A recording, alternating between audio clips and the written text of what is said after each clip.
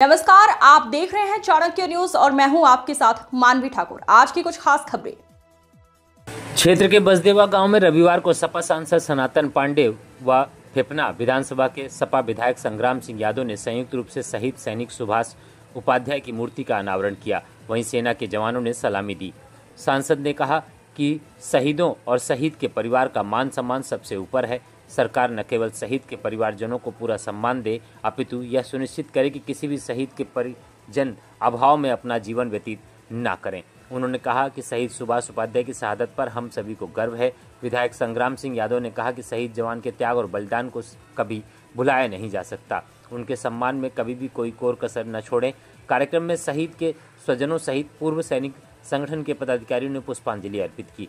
बसदेवा गांव निवासी CRPF PMG में तैनात जवान सुभाष उपाध्याय, जिन्होंने 8 मार्च 1991 को श्रीनगर जम्मू कश्मीर में मातृभूमि की रक्षा करते हुए अपने प्राणों का सर्वोच्च बलिदान दिया था। इस अवसर पर बृजभूषण उपाध्याय, महेंद्र उपाध्याय, योगेंद्र उपाध्याय, सरल पांडे, जैनेन्द्र पांडे, मिंटू सुपरवाइजर यादव, अंजनी उपाध्याय, प्रधान विनोद सिंह, हरिहर गोंड, भोला चौहान आदि मौजूद रहे। अध्यक्षता छोटेलाल उपाध्याय व संचालन कृष्ण कुमार उपाध्याय ने किया। आज उनकी प्रतिमा के अनावरण कार्यक्रम में हम लोग के बीच में उपस्थित बलिया जनपद के लोकप्रिय और भारतीय संसद के बलिया का गौरव बढ़ा रहे हम सभी के गार्जियन आदरणीय सनातन पांडे जी, इस कार्यक्रम में उपस्थित हमारे भाई इस क्षेत्र के विधायक संग्राम यादव जी, इस कार्यक्रम में उपस्थित हमको इस कार्यक्रम में सबसे पहले सूचित कर बुलाने वाले हमारे बड़े भाई कृष्ण उपाध्याय जी, सरल पाठक जी हमारे साथ चल कर आए, त्रिकालपुर के 2 नहीं 3 बार प्रधान रहे हीरा राम जी। उस कार्यक्रम में उपस्थित तमाम हमारे ऐसे जाने पहचाने चेहरे हैं। हमारे छोटे भाई हैं चिलघर के पूर्व ब्लॉक प्रमुख रमेश्वर पांडे जी सहित देखिए रसा के धरती से चल कर आए हमारे सिंह साहब और सभी उपस्थित सम्मानित साथियों। आज बड़े ही मार्मिक दिन है, मगर हमें इन शहीदों की प्रतिमाओं से ये सीख मिलती है। एक तरह से ये हमारे लिए आईना के बराबर है कि ये आज़ादी बड़ी ही इस तरह से, जैसे वर्तमान में लोग कह देते हैं, कुछ ऐसे मूर्ख हैं जो कह देते हैं कि आज़ादी 2014 में मिली है। तो उन मूर्खों को इस प्रतिमाओं को दिखाइए और बताने का हम लोग काम करेंगे कि आज़ादी इस तरह से बड़ी आसानी से नहीं मिली। आज़ादी बड़ी ही त्याग, तपस्या और बलिदान से मिली है। और आज़ादी के बाद भी इस देश की एकता और अखंडता को संभाल कर रखने के लिए कोई काम करे, जैसे सीमा पर वो रक्षा कर रहे हैं और हमारे साथ सामाजिक जीवन में जीने के लिए जैसे पुलिस है, ये हमारी व्यवस्था देखने के लिए लगी हुई है। उसी तरह रेलवे में आरपीएफ, इन तमाम मूलभूत संरचनाओं का संरचना उनका बेल्ट और टोपी आई। धीरे समय बीता गया। देश के बहुत रक्षा मंत्री रहे, कांग्रेस की भी सरकार रही, संयुक्त दलों की भी सरकार रही, लेकिन एक दिन ऐसा आया, सही कहा संग्राम सिंह यादव जी ने, एक ऐसा वीर, एक ऐसा समाजवादी नेता जो एक माँ के दर्द को महसूस किया, एक बेटे के दर्द को महसूस किया, उसके पिता के दर्द को महसूस किया, और रक्षा मंत्री के कार्यकाल में एक ऐसा आदेश पारित कर दिया, जो हमारा बेटा नौजवान सीमाओं पर शहीद होगा, और बाकायदे वहाँ का कलेक्टर या वहाँ का उपजिलाधिकारी राजकीय सम्मान के साथ उनके तरीके करने का काम है। यह अद्भुत निर्णय था और उस निर्णय को पूरे प्रकाश डाला। हम लोगों के विषय में भी आपने कुछ कहा, विप्लव के विषय में भी कहा, हम लोगों के जो विचारों को अनुरूप नहीं हो रहा उस पर भी कहे, लोकतांत्रिक व्यवस्थाओं पर कैसे कुठाराघात हो रहा है, बलिया के चेयरमैन पर भी आप अपने बात रखने का काम किया। तो हमारे समाज से सारी बात आप रखते, कुछ बिहार के चुनाव पर भी चर्चाएं हो गई। मैं एक ही चीज जानना चाहता हूँ,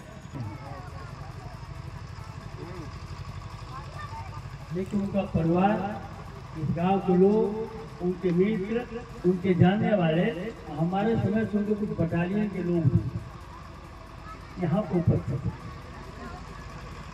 ये सम्मान किसी एमएलए के मरने के बाद नहीं होता है।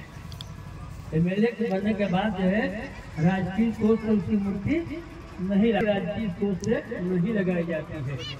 यह जो है उस माँ की सरकार अपने खर्चा पर मूर्ति लगाने का काम किया।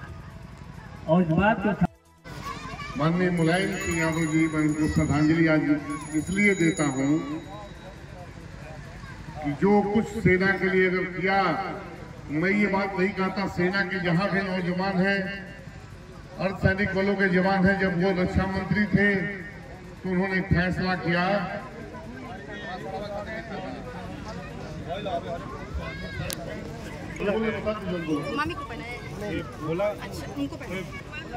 एयरफोर्स का बेस है, वहां हवाई जहाज से माननीय मुलायम सिंह की सभा थी। जब मैं पहुंचा तो पता चला उन जवानों को कि मुलायम सिंह यादव आने वाले हैं। उन्होंने कहा आज भी रक्षा मंत्री हमारे लिए मुलायम सिंह यादव हैं। उन्होंने जो किया वो आज तक कोई नहीं कर पाया रक्षा मंत्री होकर के। उन्होंने जब शहीद होते थे हमारे नौजवान, किसान का बेटा, गरीब का बेटा, गांव का बेटा, जब शहादत उसकी होती थी तो उसका केवल कपड़ा उस परिवार में आता था। एक चिट्ठी आ जाती थी कि आपके बेटे का, आपके पति का शहीद होने के बाद यहाँ अंतिम संस्कार कर दिया गया है। मुलायम सिंह यादव ने कहा गरीब का बेटा इस देश को बचाता है, उसके लिए पैसे की कमी नहीं होने दी जाएगी। उसका पार्थिव शरीर शहीद होगा तो जहाज से लाना होगा तो जहाज से, हेलीकॉप्टर से लाना होगा तो हेलीकॉप्टर से, और अंतिम संस्कार अधिकारी वहाँ का एसपी उस प्रदेश का कोई न कोई मंत्री जाकर के उस परिवार को दिखाने के बाद, उस परिवार से मिलने के बाद अंतिम संस्कार किया जाएगा। साथियों, फैसला उन्होंने क्या कि वो शहीद बेटा अपने पूरे परिवार का, चूंकि वही सहारा होता है तो उसके लिए करोड़ रुपया देने का इंतजाम माननीय मुलायम सिंह यादव जी ने किया। तो आज इस अपने शहीद उपाध्याय जी के इस श्रद्धांजलि सभा में मैं उनको भी श्रद्धांजलि देता हूं कि हमारे समाजवादी पार्टी के नेता ने गांव और गरीब के बारे में सोचने का काम किया। और आज के दिन जब मैं गया था वहां दरभंगा में, तो वहां के जवानों ने कहा कि रक्षा मंत्री के रूप में आपका हम लोग स्वागत करेंगे। हम लोगों का बड़ा सम्मान किया। जब नेताजी उतरे तो उनका सम्मान जैसे रक्षा मंत्री का सम्मान होता है उस तरह से करने का काम किया। देश के स्तर पर उन्होंने जो काम किया उसके लिए आज भी जवान उनके ऋणी रहते हैं। आज हम पुनः एक बार शहीद सुभाष उपाध्याय जी के चरणों में श्रद्धा सुमन अर्पित करता हूं। और बिना मांगे ही मार साहब ने कहा था एक बीच में कोई पुल है, उस पुल को बनवाने का हमने वादा किया था, तो वो पुल बना करके शायद इस रास्ते को ही जोड़ती है कोटवा के बीच में, उस पुल को बनाने का मैं वादा करता हूं। बाकी कुछ गांव के यहाँ के लोग जो मांग करेंगे तो निश्चित रूप से हमारे देश की सर्वोच्च सदन, हमारे लोकसभा के सांसद हमारे बीच में उपस्थित हैं। जो कुछ आप लोग मांग करेंगे हम लोग दोनों भाई निश्चित रूप से आप जो मांगों को पूरा करने का काम करेंगे। और पुनः आभारी हूँ आयोजक साथियों का कि आपने बुलाया, इस श्रद्धांजलि सभा में शामिल होने का मौका दिया। मैं आपका आभारी हूँ। पुनः एक बार श्रद्धांजलि अर्पित करते हुए अपनी बात खत्म करता हूँ। जय भीम, जय समाजवाद।